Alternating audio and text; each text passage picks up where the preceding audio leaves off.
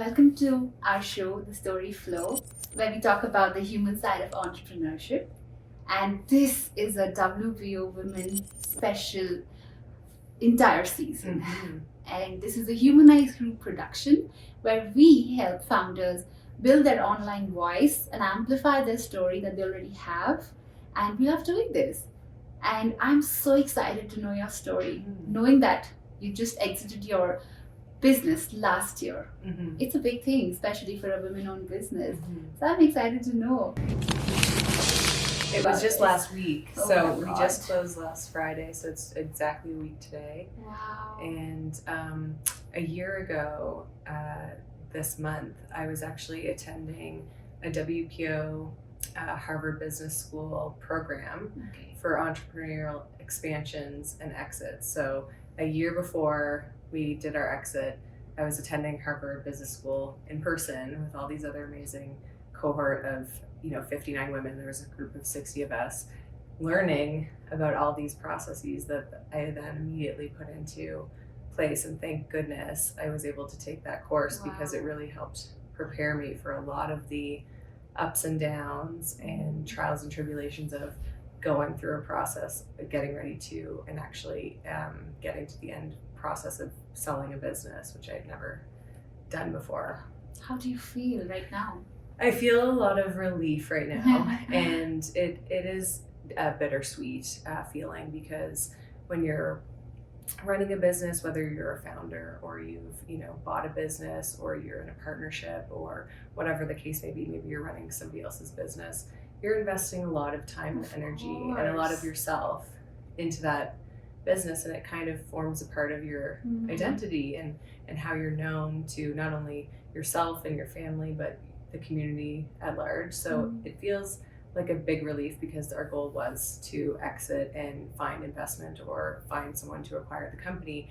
At the same time, I don't think you're ever fully prepared for what that's going to feel like once you're on the other side of it. And I'm just on the other side of it. It sounds like a crazy ride, right? But you're done. Congratulations. Thank you so much. Yeah. Yeah. So tell me, how did you start this business? When did you start? What inspired you to start? So it wasn't a business that I started myself. My family had been the largest shareholder group in the company for a long time. It started that they got involved by just investing in the business with a group of 4 other couples. So my parents invested with a group thinking we're going to be passive investors. We're just going to be passive investors. They do a number of other things. We have other family businesses as well. And, lo and behold, 2019 rolls around, they get ready and actually buy out all the other investors and become the largest shareholders in the company. And just on the heel on the toe of COVID-19 impacting us on a global scale. And the industry that we serviced in largest numbers of customers was so hard hit by the pandemic. It was food service, hospitality, tourism, all of these segments that had, and especially in the area where we are in Canada, that we had the longest restrictions, the most heavy restrictions. So a lot of our customers were completely shut down for a number of months. Even once they were allowed to reopen, they had a long road ahead of them. They're still coming through that process of trying to rebuild their businesses. So it was a very tumultuous time for our family to become the largest shareholder of this company. I never imagined I'd be running the company. I had a previous business that I kind of backburnered to be able to jump in and support this business. My background is public relations and marketing and branding. It's not running a sales and distribution business. So when I put my hand up and jumped with both feet in, I really felt unprepared for running a company in this industry and this scale. So it was a learn as you go process since I took over running the company 4 years ago. In January 2021 is when I took over. You must be terrified to start. I was. The first full year, I thought any moment someone was going to come into my office and say, well, you gave it a good shot, but we're going to get a professional in here to run the company. So it was something, I think part of it was I felt very scared because I really wanted what was best for the company. Right. And I felt very nervous because I didn't want to be the one to screw it up for my family, Of course. But that also lent itself very well to me having a very high level of ownership in terms of wanting to see it succeed and just investing everything I could to learn as fast as I could and surround myself with people that were smarter than me in all the areas where I didn't have as much experience or knowledge base. So that was a huge learning as well. Wow. So what was your like business experience before you did this? Like how many years? So I did have exposure of running companies before because our family is very enterprising and entrepreneurial. My husband and I still have a couple of other businesses, but nothing to this scale, not in the same industry. Right. So my experience was much more as a solopreneur or a small business owner, not an enterprise corporate level, medium-sized business. So I did have some exposure, but nothing that would have really prepared me for what I. Why do you think they chose you to do this? Well, it's an interesting story. So we had a third party, what we call chief transformation officer in the business. They were a consultant helping us with a number of initiatives, and this started pre-COVID. So it, their exposure to the business was in a very different capacity. Once COVID hit, they were brought back in to examine various aspects of the business because we knew we were going to have to get ready to change a bunch of things in order to survive. And as a result of them doing a kind of an additional study of how the business was going, the previous CEO was exited from the company. And then for a period of months, like about 6 months, we didn't have a chief executive or someone running the company. We kind of had the CTO and the rest of the leadership team that was there, the rest of the executive, and I was running the marketing department. And this guy, his name was Matt, came into my office one day and said, we really need to have a new leader for the business. And I was like, I agree with you 100%. And he said, I think you should do it. Oh my God, you're like, no. I was like, no. I said, Matt, I must have misrepresented myself along the way. Like, I don't think you understand that I'm not qualified for this or prepared for this. You should keep that thought to yourself and don't tell anybody else that you had this thought because that's a very bad idea. And he kept coming back week after week and we argued a lot for months. And he said towards the end, I'm going to recommend it to the board of directors anyways. And I said, well, I'm just not going to accept the role. And then he recommended it to the board. They were very surprised. They didn't have it on their radar at all. And I think too, they, didn't understand that I would want to do this. And I also didn't understand that I'd want to do that. I had a lot of fear baked in and, the imposter syndrome was creeping in as well. So then I kind of was in the position of arguing with our board of directors for a number of months.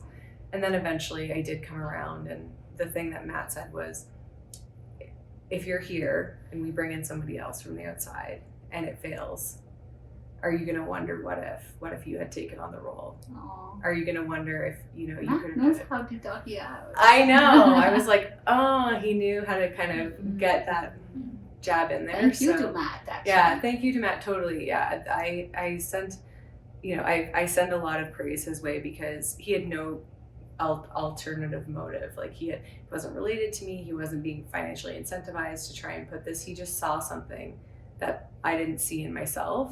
And he was relentless because I think he had this keen intuition that I would care the most. Even if I didn't know enough, I would find a way to find the information or get it done, even if I was a more novice person in that position. So props to Matt. Absolutely. You need those intuitive people in your life to actually see those things that you can't and take you to the next level. I'm so happy that you had this because today when you're talking about the exit is because of this. Yes, right? I agree with you. It's very interesting. And I think we can all learn something from that because we can be those people for other people. Yes. And I don't think people realize how infectious that can become. Like when we believe in ourselves, that's one thing, but having other people believe in you is a rocket fuel that I don't think people really anticipate. And we always talk about trust in a business, like your team has to trust you and you have to trust them. But when you have people relying on you that trust you, that trust that you are going to do something and they've bought in and they're working really hard in the business because they believe that you're putting the business in the right direction, it builds this level of accountability that's very hard to walk away from. And that fuels, you through the really hard days where it feels easier to give up and put your hands up in the air and walk away from something, because we all have those hard days as entrepreneurs where you just feel unprepared, you feel really tired, you feel stressed, you feel, resentful a bit because everything feels like it's falling on your shoulders. And then you kind of reflect back to think, people are trusting me to you get the pressure. This. Yeah. But in the way, it can be positive in a way too, because, they're trusting you, but you've also been put in a position of trust because someone saw something and believed in you and said, like, I think we should give it a shot. So it kind of becomes that thing that fuels you when you're really depleted, is like, people are relying on me and counting on me and they're believing in me, so I have to keep going. Yeah, that happens a lot, and you're just articulating so many feelings that so many entrepreneurs go through, right? So you said that you went for this program and they taught you a few things which helped you, and you took the exit. But were you planning the exit that time? We were, because prior to going to this program at Harvard, which I mentioned, which was fantastic, and really, we mentioned that this series that you're running for the podcast is related to the WPO. WPO developed this relationship that's been very long standing with Harvard Business School to build these tailored programs that I think are kind of the result of pulling all of the women who are members to see what's most relevant to them. Right. And I think after COVID, so many female leaders, regardless of what they were leading or how they were leading it, were dealing with having to change aspects of their business models. They wanted to expand, or they were dropping divisions or parts of their company, or they were getting ready to sell their businesses. I don't know if it related to the demographic at the time or if it was just a symptom of COVID changing so many things.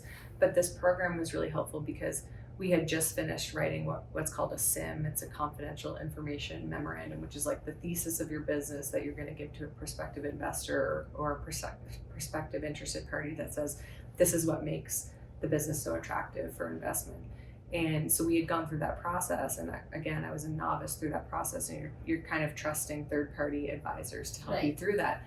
But then we get to this Harvard program, and it's case study based, and they have all these case studies of all these founders or business owners who are also just going through a SIM, or aspects of their SIM are being discussed in the case study, and then other aspects of what happens after you write a SIM and put it in front of people are coming out through the case study. So it kind of gave me that preview and like a little bit of what to expect next, when no one had given us a roadmap. No one sat down as an advisor and said, like, here's how it happens when you're getting ready to sell your business. No one gives you like a holistic. Of course, you just keep figuring out. Yes, you do. But it's scary to do that. I know. So what do you think your investors saw in you, in your business, to do this? Well, I think in terms of the exit, the folks that bought, so I think for them, they were a strategic investor in that they were already in the same industry that we were in, but they were much smaller than we were. And they were probably struggling, like many would in the industry, of trying to grow organically. And you had a brand name. We had a brand name that was recognizable, and they were like about 10 or 15% the size of our company. And by doing the acquisition, they got to grab all of this market share. Exactly. Yeah. So for them, it meant this really huge leap of growth. So you said that these were strategic investors. They were a small company, and doing this entire acquisition could make them like multiple X's large, right? Yes. But when you see a potential investor like that coming in, do you think that are you sure, like, should I give this business to this person? So how did you decide on that? I mean, it wasn't ultimately up to me, thankfully. I mean, the entire team. But I mean, that would have been very stressful. It was stressful because I think when you think about passing something on, you're concerned about the legacy that you've created in a business. And for us, we wanted job security for the team that had been working so hard for us through all of these hard years of COVID and after COVID. And you become concerned about what's going to change as soon as you leave or as soon as you pass the torch, and what is that going to mean for those who've left behind. Like, business deals, sales, they're not just transactional. Like, there's this human element to everything that we do. So and I'm very empathetic, and my leadership style was very inclusive of asking my team their opinion, asking them to be very involved. One of the questions I got asked a lot during this conference when people were asking about the sale was, did you tell your team, or when did you tell them? And we told our team right away, like the whole team, because we understood that they trusted us through so many different challenges over the course of, and this is a business that was almost 80 years old. So we had some staff that had been there a long time, and we had done acquisitions. So some of them had joined from previous companies. They'd been through a lot, and we thought that giving them the information up front was going to help further enforce that they could trust us, that we were being transparent. And a lot of people start losing employees during times like this because people get nervous about what's going to happen and what it's going to mean for them, and if things are going to be positive for them or negative after the acquisition happens. But we didn't lose very many staff. We lost like 2 or 3 staff, and one of them was, I don't think, really related to this pending process. So overall, it felt like we were all doing it together. It's a huge win. Yeah, I think it was a really big win. And I think it was a demonstration of the culture that we had built within the company. And that's what I'm hoping continues, is the culture that we built. Yes, right. And it proves the fact once again that every business decision is an emotional decision. It is. Whether you talk B2B, you talk like in anything, Mm-hmm. you made an emotional decision, and I think your investor made that too. 100%. So it's really nice to Mhm. hear this part, because people just look at the numbers, Yes. but they don't hear back at these layers.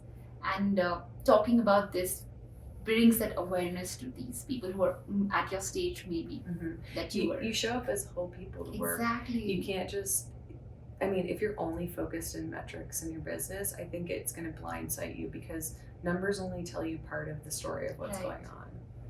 Like, humans run businesses, so there's always a human element to anything that's existing or to come, or anything that you're changing. So Absolutely. Mhm. Yeah. So I want to ask 2 important questions to you. One, that what has been one of your biggest mistake that gave you a big lesson in doing your businesses? A big mistake that gave me a lesson. I mean, I made tons of mistakes, course. a lot. A big mistake was probably not trusting myself sooner. I think for at least that first full year of running the company, I was very overwhelmed, but I operated from more of a place of fear, and the way that I had interactions with team members were kind of from a scarcity mindset of like, oh, if I do this wrong, And you manifested that. if you do this wrong, something bad is going to happen, or oh, if you have this conversation the wrong way, this person's going to leave the company, Right. or if you don't handle this, somehow it's going to have this ripple effect. And I really had to change that mindset, because it was really starting to deeply affect me. And I think it does stifle your ability to see like a broader perspective, and that impacts all of your decisions, and it impacts everybody around you. Of course. And they start adopting, these things are contagious. They start adopting a negative mindset as well. You have to take a negative spiral and turn it into an upward spiral.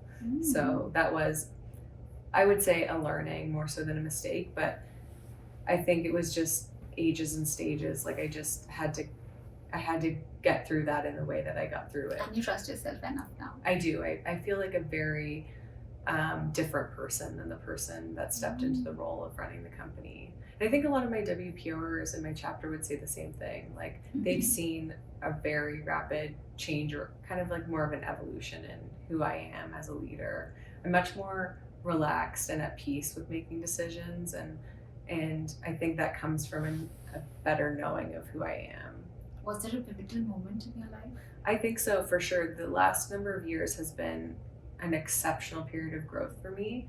I joke that I probably crammed, 20 years of business experience into 4, and I might have lost a few years of my life expectancy because of that, because it was so much stress. very stressful. But I would say the most I've ever learned. I'm so grateful for the opportunity that I was given, because I feel like everything I do now will be shaped because of this experience. Wow. I love the fact that you said I crunched the years, but I may have also lost some life expectancy because people are not aware of that. Like they just keep burning out, and that does lead to shortening their life expectancy. However, I think that living a longer life is less significant than living a fulfilled life. Yeah, I would agree with you on that. Yeah. I would agree with you. And it's another learning. Like one of the reasons I decided not to stay on, because a lot of people stay on after the acquisition for a transition period. I felt either way, deciding to move on or deciding to stay could have been a very selfish decision for various reasons. One of the biggest things that I was thinking about was, what's the version of myself that I'm bringing through this transition? I was very depleted. I've been working 60, 70, 80 hours a week. Was that fair to my team and the new owner to bring that depleted version of myself? What value was I going to bring? I felt like I had to get through this. It was a bit of a crisis management period for the business and for the industry. And so I did reflect a lot on that. And another piece that I was thinking about was a thing that I think is really will resonate with a lot of entrepreneurs. I had taken myself a lot away from my family because I had made work everything about what I was focused on, and it wasn't sustainable. And I felt like they had also sacrificed so that we could all get through this, and I needed to take some time to reflect on that. In terms of, like, people talk about work-life balance, I don't think it's something you can achieve. No, it's an integration. It is a work-life integration, but I needed more of my family integrated. Nice. And my family that time. Awareness is very important. Yeah. People do so many programs just to get that. Yeah, so that's my focus for the next while, is spending time with my family, at least for a few months, just to let my brain air out and to recover. Yeah. Reset. Okay, so we have spoken a lot about WPO till now, but I just want to ask you to describe WPO in 4 to 5 words for you. Well, I talk about it as like ABCs, like, WPO is an acronym, but ABCs, for me, it built a lot of accountability into my life, because every month you're showing up to talk to these group of people who get to know you and know what you said last month about what you were going to do in your business or what commitments you made to yourself. B in the ABCs is the business acumen and the benefits of this collective brain trust of really exceptionally smart women who've done all sorts of things in all these different industries and have all varied, amounts of work and life experience. And you get the benefit of that because you're a part of this group and they're happy to share and support you. And then C, C is really like the culture of being with women, and it's very different than a co-ed group or another group that I've been in. So like the community aspect of becoming part of this kind of amazing network, but it doesn't feel like a network in the way that people use the term network. I know. It's like a family. It does feel like a family, like people describe it as a sisterhood. And you feel like when you show up at these conferences and stuff and you have this common element and you know that people are there sharing a lot of similar values and that they're also working to improve themselves or have the same things. So yeah, ABCs, like the accountability, the benefits, and the business acumen, and then the community that it brings. You've given it so beautifully. Great. And my last question to you. So little Nicole did not know that she's gonna come so far. No. But do you have a message for her to know that she could have an easier journey of her entire entrepreneurship journey? Yeah, oh my God. I would just, first of all, probably hug her and tell her that no matter what, everything's gonna be okay, and to lean into things that you're good at and not worry so much about things that you think are not good areas of weakness or areas of lack, because I think I operated from a place of being nervous, because what we think you need in leadership or to do certain things in your life, you think of people as being these like super experts in every single capacity. And I think I was insecure about the areas where I didn't perceive myself as being really strong. because I thought that that meant that You may fail. I was missing things. Yeah, you're not great. But what I've learned is you don't have to know everything and you don't have to be the smartest person in the room. In fact, it's very beneficial to companies and to forming a team when you don't want to pretend or imply that you're the smartest person in the room, because you need to rely on other people, and they can be smarter than you, and you eventually learn a lot from people who have different subject matter experts. So I would say to little Nicole, like, don't worry so much, and you won't be perceived in that way that you're worried about. Oh, she'll be so happy to hear it. She'll be relieved. Thank you. I had a great time knowing your entire journey. And this is the thing, you inspire so much by just sharing yours. Yeah, I'm happy to share. I think it helps people to understand a little bit more than what people might Perceive it, So thank you for inviting me on your my podcast. pleasure. It's so nice to meet you and to chat. Totally. Mm-hmm. So thank you for watching us, and we'll be getting you another episode very soon. So this is Nicole and me telling you bye-bye from this beautiful lake view in front of us in Broadmoor. Okay, bye-bye.